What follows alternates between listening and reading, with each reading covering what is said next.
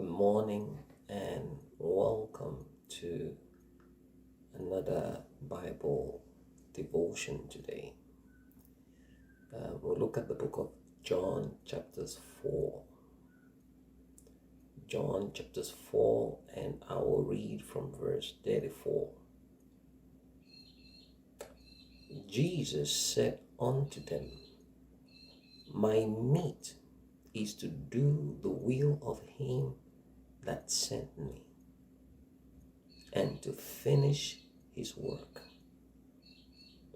My meat.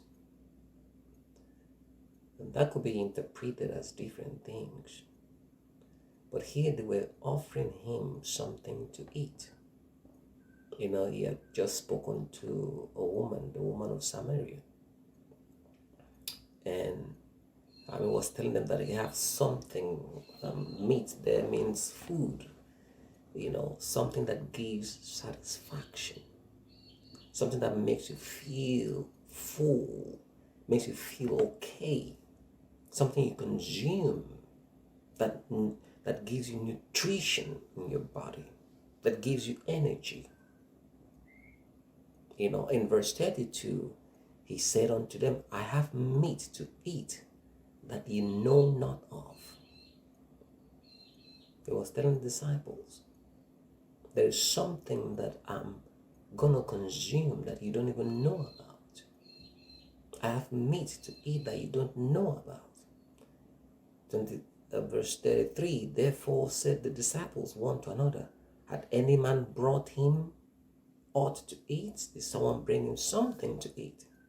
And then Jesus told them, this is what gives me satisfaction.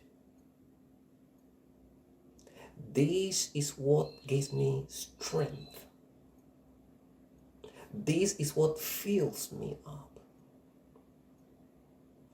This is where I derive my source to keep going. He said, my meat is to do the will of him that sent him. To do the will. The things that pleasure the one that sent me. That is my passion. That is my meat. That is my food. That is what I feast on. And to finish his work. To complete my assignment. Here's a question for us. Are we passionate about our assignment? Are we passionate about that which the Lord has called us to do? Are we passionate such that when other things come that might give us a bit of pleasure, we want to put them aside so that we can focus on this which God has called us to do? Are we passionate? What are you passionate about? Is it your divine assignment? Verse 35. Say not ye there yet 4 months, and then cometh harvest. Behold, I say unto you, lift up your eyes and look on the fields, for they are white already to harvest. What is Jesus implying here? Jesus is saying that there's no need to wait to get passionate. Say, don't say, well, there are yet 4 months before harvest. Don't say, well, I'm going to wait before I start doing the work. He said, no, open your eyes and see. Look at the fields. Say, for they are white and ready to harvest.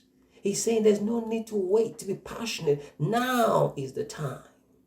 Now is the time to do the work, to do the assignment. Now is the time to get busy for the Lord. There is no need to wait. And then he goes on to share something very interesting.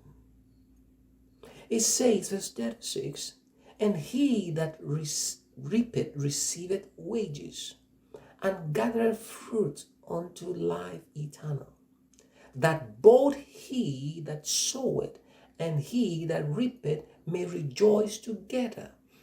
Now he's saying that there is the one that reaps and gathers. But then it says the rejoicing is for both those who sow and those who reap. What is it saying here? It's saying that at every point in time, there is joy in doing something for the Lord, whether it's sowing or reaping. There are only two main things here. You are either sowing or you are reaping, but there's no room for waiting. There's no room for not doing nothing about that assignment. Now, you can be waiting in prayer. You are waiting, but you are praying. The praying becomes the doing. It becomes what you are busy about. I'm here to encourage you to always be busy for the Lord. To always be up to something, to always be involved for the things that have to do with the kingdom of God. He said, my meat is to do the will of him that sent me. That means daily he's doing the will of him that sent him. Because you don't just eat, once in a while. You should eat daily. So if my meat is to do the will of him that sent me, and I should eat daily, it means that I should do the will of him that sent me daily. And to finish the work. Maybe you're not yet on the field, but you can be praying concerning for when you're going to be on the field. Maybe you are not yet reaping. It may be you are harvesting something that someone else, or you're not yet reaping. Maybe you are sowing, or maybe you are not sowing. You are reaping. Whatever it is, be up to something. Either the one sowing or the one reaping. You see that? Be always up to something. Up to something for the Lord. This is what Jesus is trying to encourage here. Say there's joy that abounds to those that sow and to those that reap. It might be in maybe the field of your job, in your family, wherever it is, your ministry, in your prayer life.